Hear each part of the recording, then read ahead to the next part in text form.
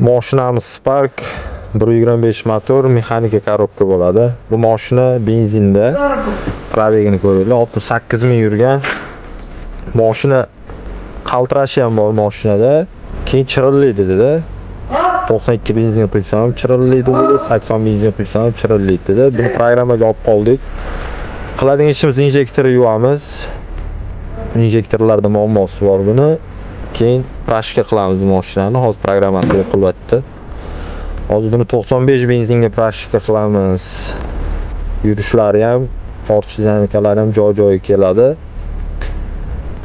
Farqi yo'q, gazda bo'ladimi, benzinda bo'ladimi, bizga olib kelsanglar mashinalarni ideal yuradigan qilib beramiz. Sparkimizni mana injektorlarini yechib oldik. Injektorlarga baho beringlar.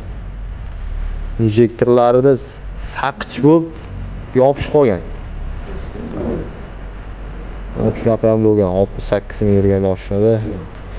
Buni bo'lishidan sabab bunga raso benzin rosa quyilgan bu mashinaga. Shuni hisobiga shunaqa ahvolga kelib qolgan mashina. Hozir bilan tozalaymiz, programmalarni yozamiz, joy-joyiga qo'yib bitta tezroq qilamiz. Mana injektorimiz ham tayyor bo'ldi. Ko'rib baho beringlar. Yangidek qilib qo'ydi. Mana shu bola qildi. Bemalol ro'yxat qilaverasizlar shu bolaga. Hozir yig'ish jarayoni, hozir yiqqandan keyin tezroq qilamiz. O'zingizga baho berasizlar. Atak ideal bo'ldi ishlar.